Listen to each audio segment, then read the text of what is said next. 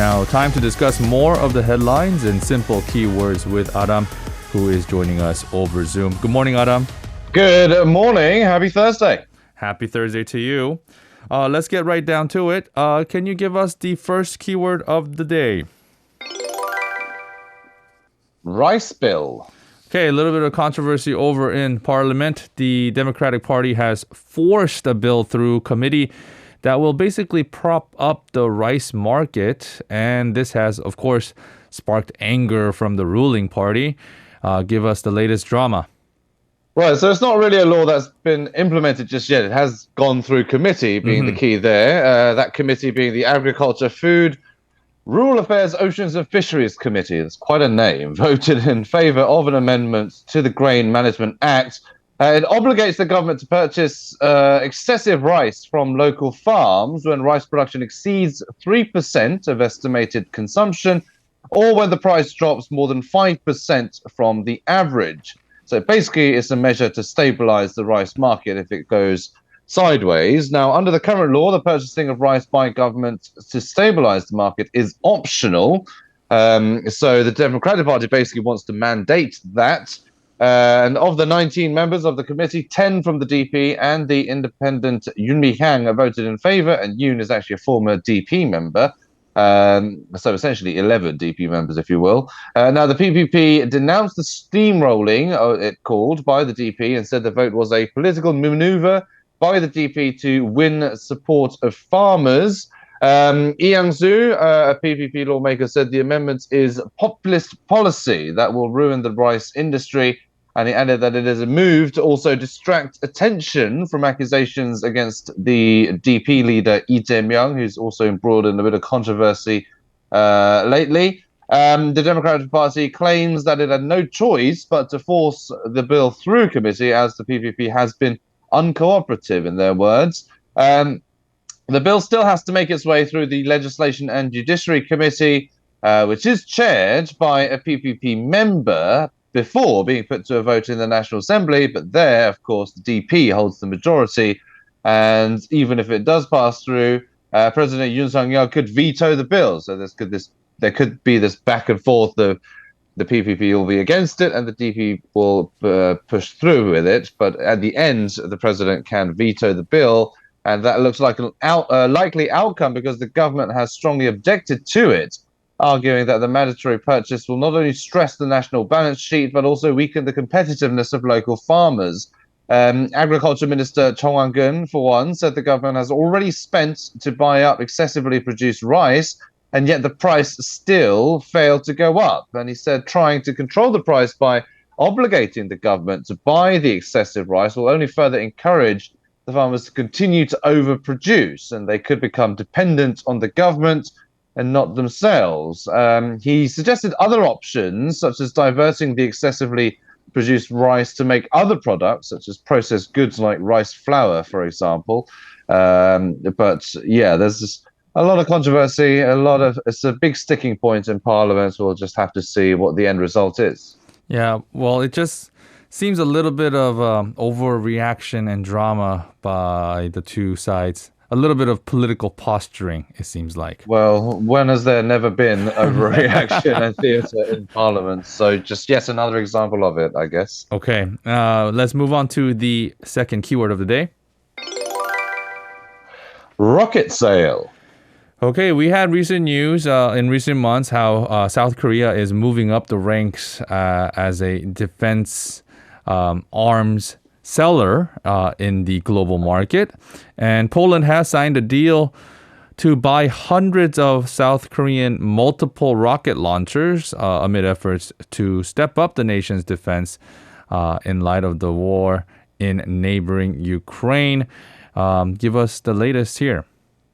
Right, well, the deal is for 288 Chunmoo launchers. These systems are basically comparable to the American-made HIMARS launchers, a number of which Poland is also acquiring as well. But the American ones aren't coming in time within the schedule that Poland wants. So basically, it's turning to what Poland said was a good friend Korea for these Chunmoo systems. Now, the first 18 launchers will be delivered as soon as next year to protect eastern Poland, especially during that Russia-Ukraine conflict.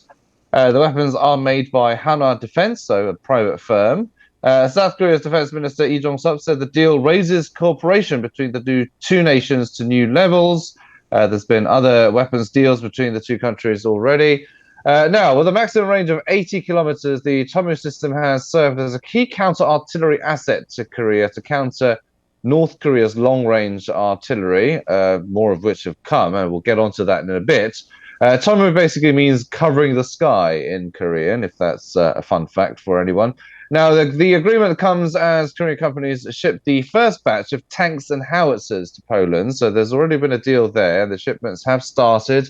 The mobile rocket launchers are expected to be installed on Polish-made Zelts trucks. The defense chiefs of South Korea and Poland also vowed to boost defense industry cooperation, and they also vowed to ensure arms deals between South Korean companies and Warsaw are carried out without issue. So that means there could be more to come. Mm-hmm. All right. And as you mentioned, let's jump over to the next keyword. More artillery shells. Yes, and it seems like North Korea is not stopping their antics. They have continued to fire hundreds of artillery shells into the inter-Korean maritime buffer zone for several days now. What's the latest updates? Right. Well, the regime is basically justifying the barrages as what it's calling strong countermeasures against military drills here by South Korea and the US. And South Korea's Joint Chiefs of Staff said it detected around 100 additional shells fired into the Yellow Sea starting at just after noon yesterday. Now, the shells landed in the Western Buffer Zone set under this inter-Korean military agreement back in 2018. None of the artillery shells, though, fell into actually South Korean waters, so north of the northern limit line. Now, the JCS said it is strengthening a readiness posture to prepare for possible contingencies. It's tracking the North's military movements in cooperation with the United States. Now, the shots came after the General Staff of the North Korean People's Army said, quote, enemies shot more than 10 shells of multiple rocket launchers Wednesday morning while ordering a threatening warning fire in response. So again, justifying them as retaliation against South Korea's military drill. Now, North Korea has fired around 910 artillery shells in 6 days. That's as of Wednesday afternoon. The KPA General Staff has issued 4 statements to justify the artillery firing as a military counteraction against the military drills by South Korea and the US, which are defensive in nature, according to Seoul and Washington. Now, the latest barrage marked the North's second consecutive day of military provocation. It launched roughly 250 artillery shells into that buffer zone off its east and west coasts on Tuesday, and we did report on that.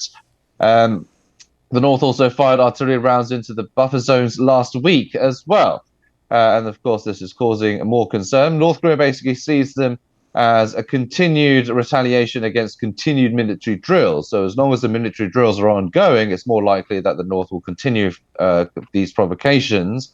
The US State Department expressed concerns over the firings, but it said it still is committed to engaging with North Korea through dialogue. Mm-hmm.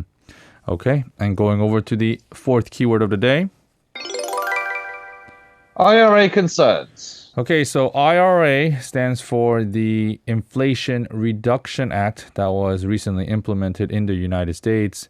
Amongst the many clauses in this act, it excludes foreign automakers, including Korean electric vehicles, from the subsidy benefits that it provides. So Hyundai Motor Group chairman is expected to visit the U.S. this month to make a case for Hyundai and Korean automakers.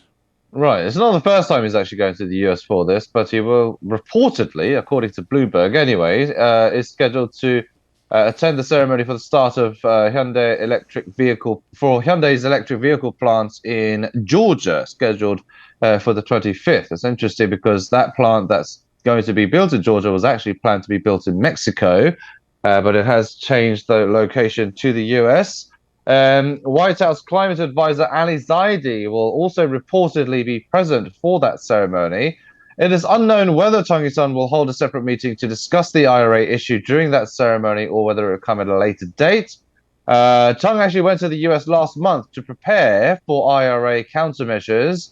As I said, this plant was actually scheduled for a different location, and it was originally scheduled to start construction of this plant in the first half of next year, but has decided to advance the start date due to the IRA.